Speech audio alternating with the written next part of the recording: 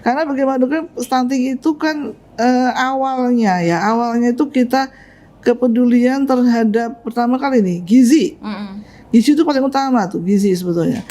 Nah itu tadi kawin muda juga banyak di sini awalnya juga. Di Banten ini kawin muda banyak, kawin dini, usia dini banyak. Dengan pendidikan yang rendah, penikahnya juga muda-muda, ya gimana menghasilkan generasi yang baik.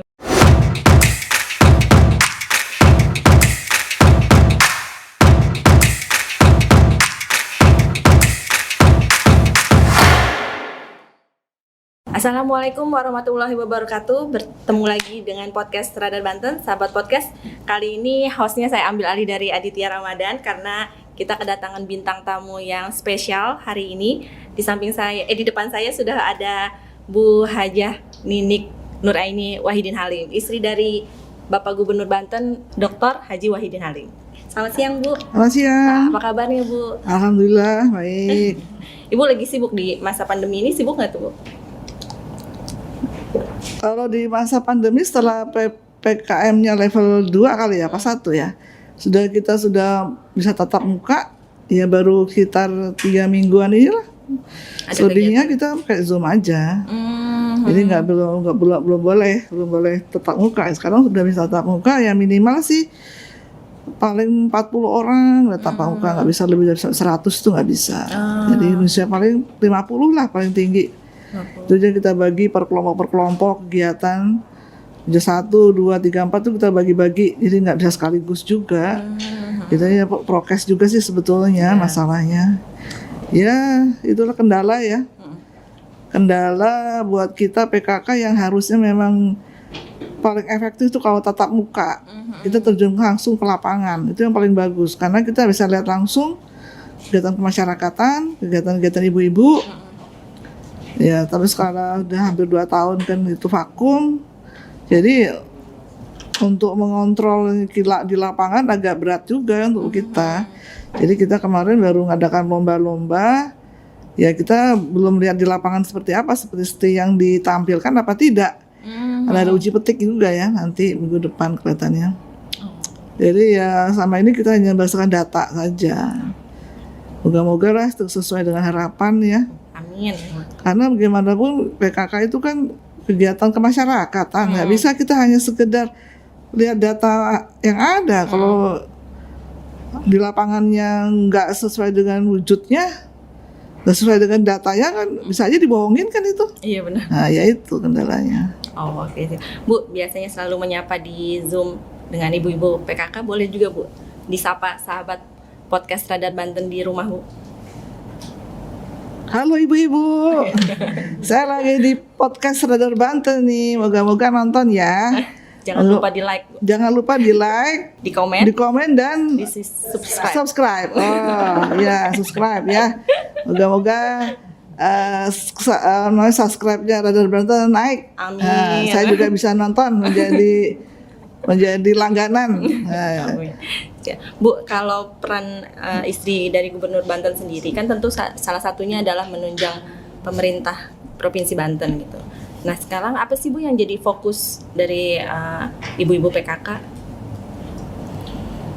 Fokusnya sebetulnya sih dari tahun ke tahun dari PKK itu ada. Dari tahun 49 tahun PKK ada di Indonesia ini.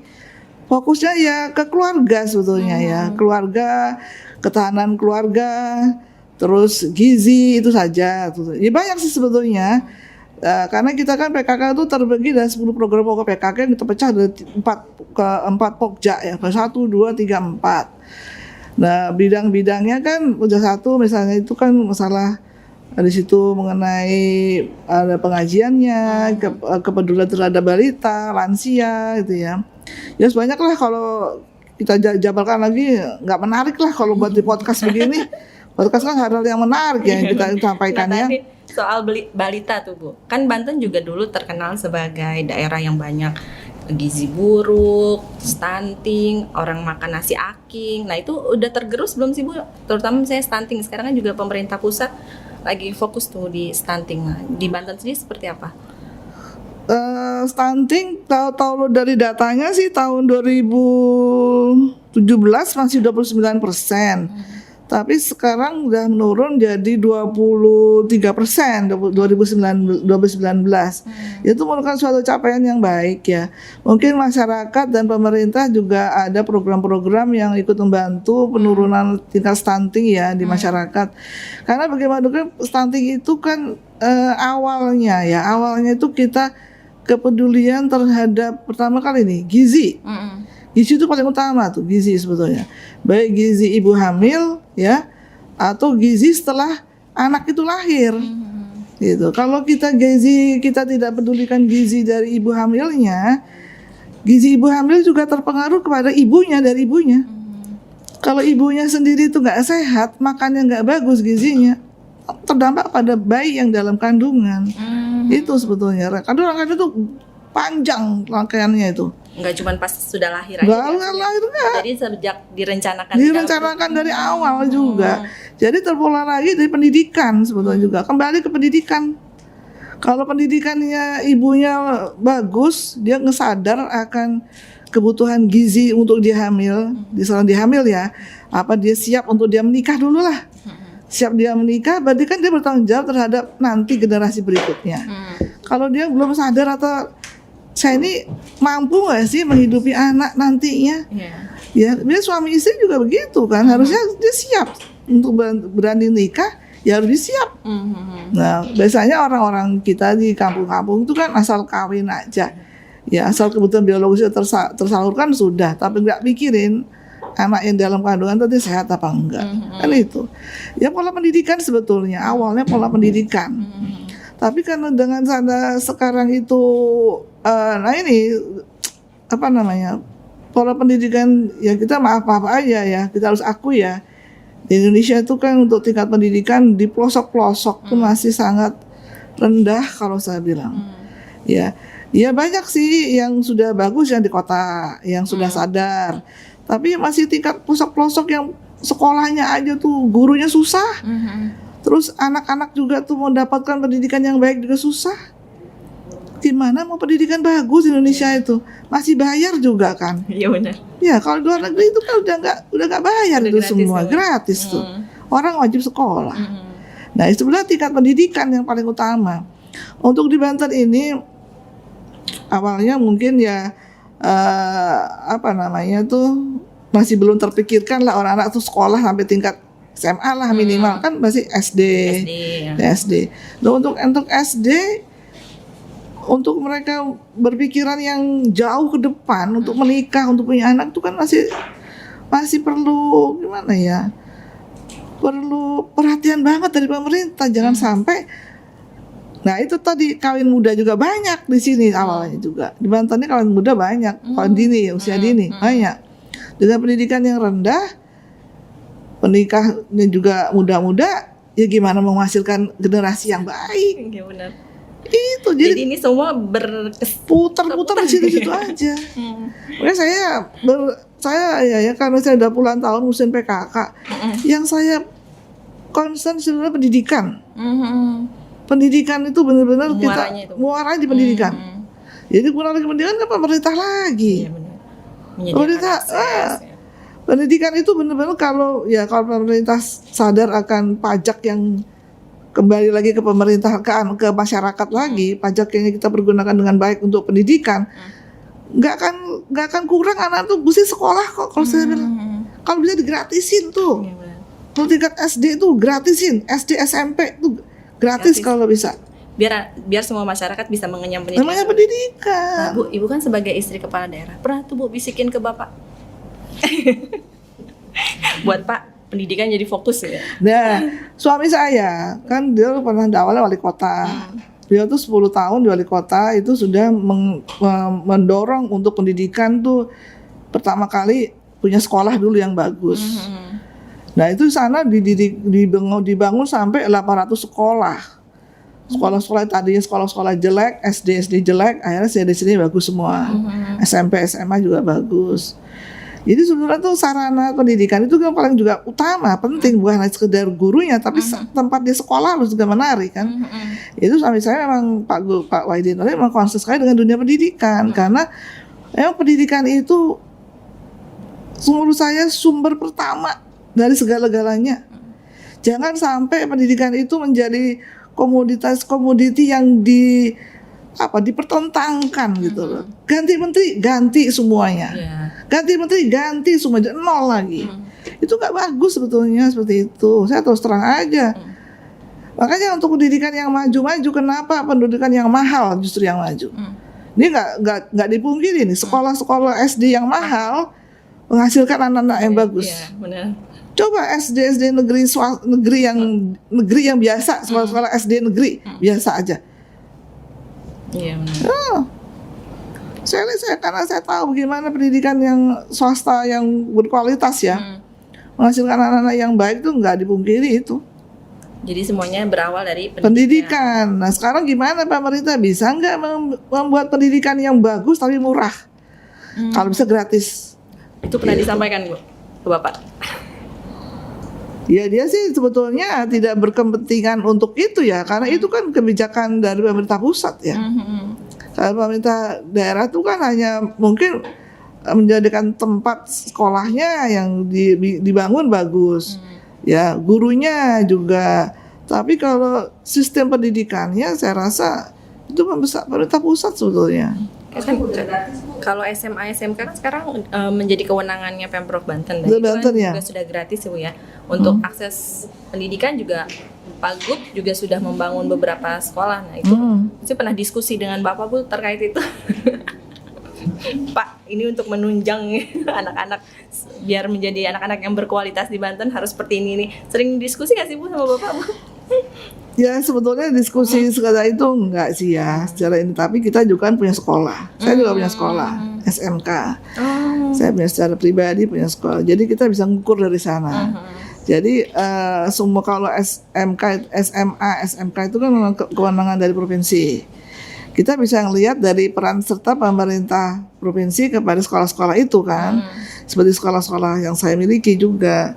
Jadi imbasnya ya ada sebetulnya dengan adanya Bosda itu kan dari provinsi memberikan Bosda, sedang Bos juga dan Bosda juga itu sudah membantu bahwa bantuan keuangan itu perlu juga gitu loh. Tapi memang sih ada batasan-batasan yang nggak bisa semuanya gubernur semuanya ditangani beliau gitu loh. Ini kan ada kaitannya juga dengan kebijakan pemerintah pusat. Banten katanya juga sudah gratis pendidikan ya. Iya. Untuk tingkat SMA SMK, SMA ya gratis pendidikan. Karena saya kan sekolah swasta, jadi masih ada bayaran juga ya kalau swasta. Tapi kalau SMK negeri, SMA negeri udah gratis ya. Memang Bapak itu memang concern sekali dengan masalah pendidikan dan kesehatan. Dari dulu dia. Jadi saya memang salut dengan program dari Bapak dulu, dari awal beliau jadi kepala daerah sampai sekarang juga kepala daerah di tingkat provinsi. Memang dua bidang yang itu yang memang menjadi yang penting sebetulnya. Landasan hidup kita kan kita butuh sekolah dan butuh sehat, iya kan? Nah itu kan saling melengkapi itu sebetulnya. Kalau orang sehat bisa sekolah, orang sehat bisa sekolah, iya kan? Iya, jadi nggak bisa kita pungkiri memang dua bidang itu yang menjadi perhatian pemerintah provinsi gitu. Nah karena sekolah sudah gratis, terus akses pendidikan juga sudah diperbanyak oleh Pemprov Banten, nah harusnya masyarakat juga bisa memanfaatkan itu ya Bu ya? Iya, mungkin ini dengan adanya tingkat stunting mungkin rendah ini kondisinya sudah lebih baik mungkin karena faktor ini juga pengetahuan mereka masyarakat bertambah mengenai makanan bergizi, terus masalah kesehatan juga lebih baik penanganannya, itu mungkin juga ada pengaruhnya. Karena bagaimana juga itu nggak bisa kita pungkiri kok dua bidang ini, bidang pendidikan dan bidang kesehatan itu saling terkaitan kuat banget. Pendidikan tuh bisa misalnya kita tidak hanya pendidikan formal loh. Misalnya pendidikan mengenai bercocok tanam, itu kan pendidikan juga. kita nanam tanaman yang bagus, gimana cara supaya Banten itu misalnya sumber daya alam itu benar-benar diangkat.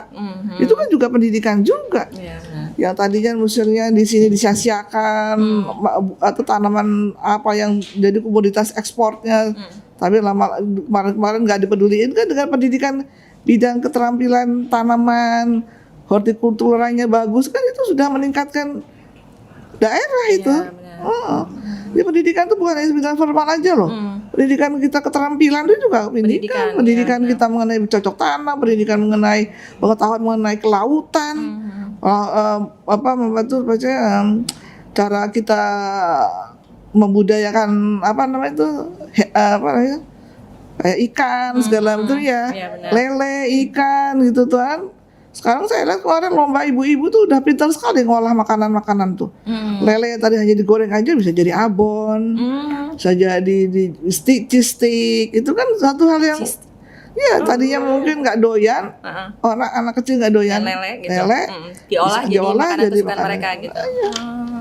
Nah itu juga bisa jadi untuk menekan angka gizi, untuk menekan angka stunting itu juga bisa kan? Bu? Bisa. Jadi perempuan ibu-ibunya tuh emang harus kreatif untuk harus kreatif. Karena perempuan itu kan sebetulnya yang pendidikan awal anak ya di rumah ya.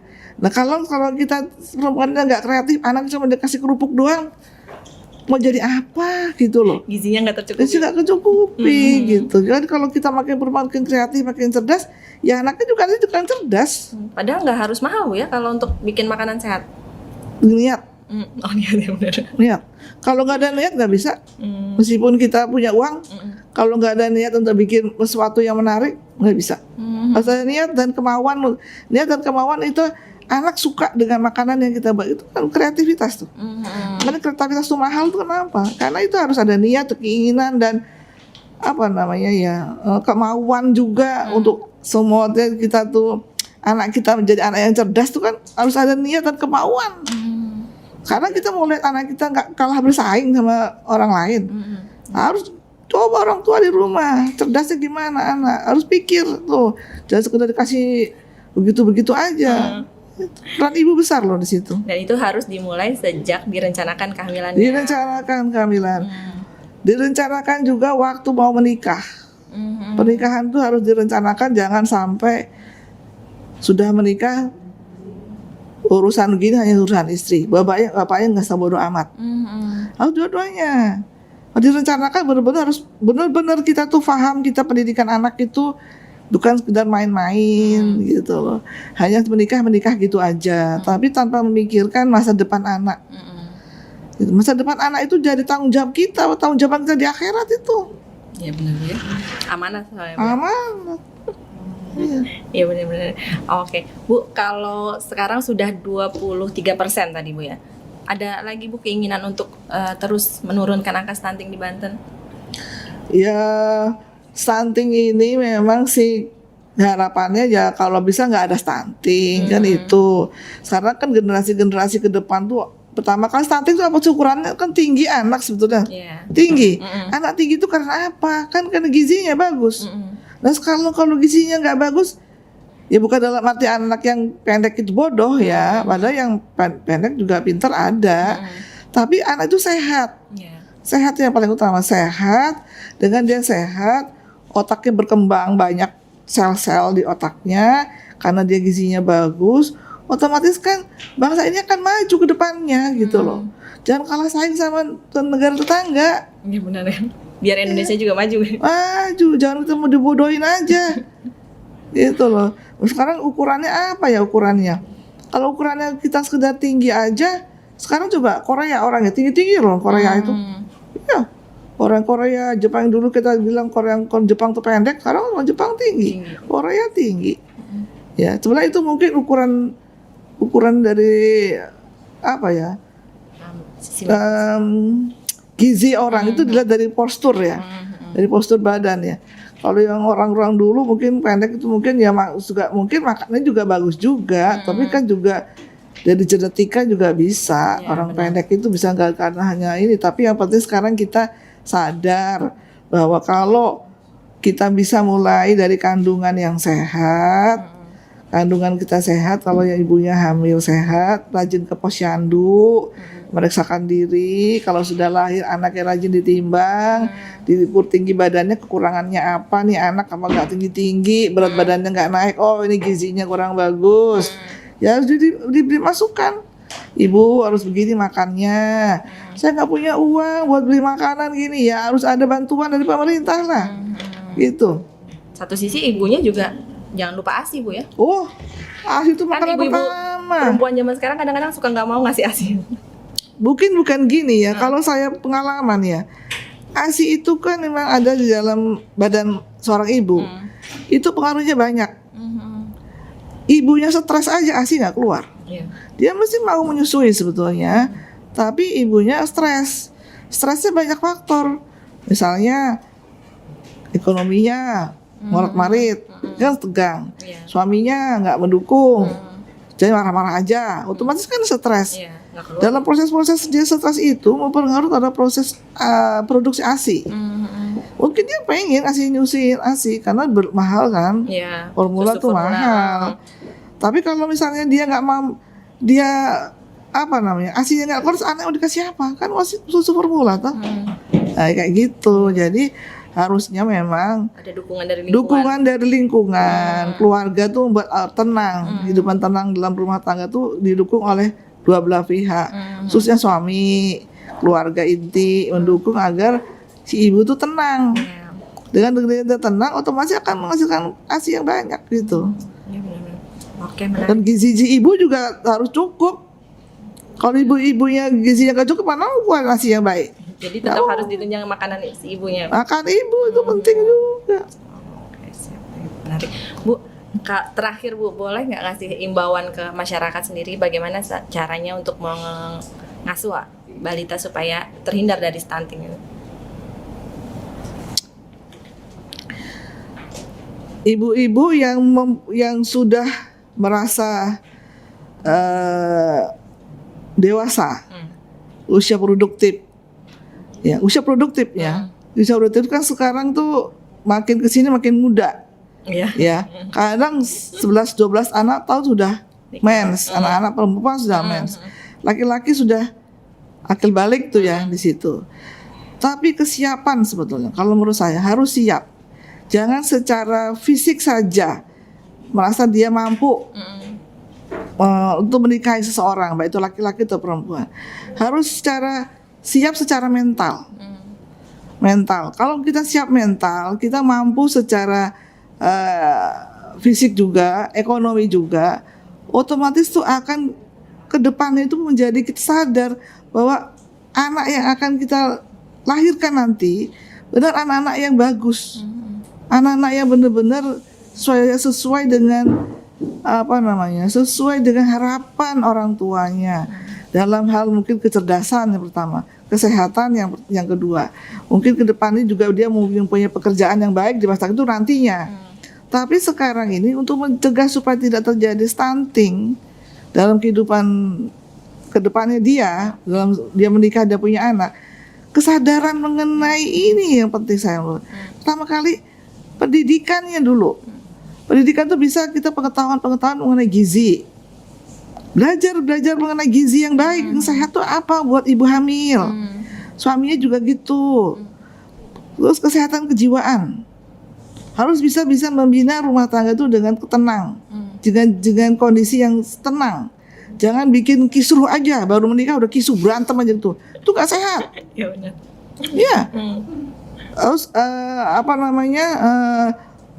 kita ada patokan bahwa orang hamil itu butuh kesehatan lingkungan. Karena kita juga di situ ada misalnya kalau di PKK tuh ada PHBS ya. Jadi jangan merokok sembarangan. Merokok dalam ruangan yang enak aja paspus dalam itu nggak sehat. Buat ibu yang hamil itu juga nggak bagus. Nggak bagus itu. Jadi sama aja dia mengisap kan perokok pasif jadinya. Itu nggak sehat. Ya, jadi buat para laki-laki yang punya istri lagi hamil jangan ngerokok dekat-dekat istri. Jangan, nggak boleh. Ya, kesehatan paru-paru itu penting. Stunting itu bisa dipengaruhi juga oleh kesehatan paru-paru. Ibu yang TBC anak itu stunting. Oh. Iya.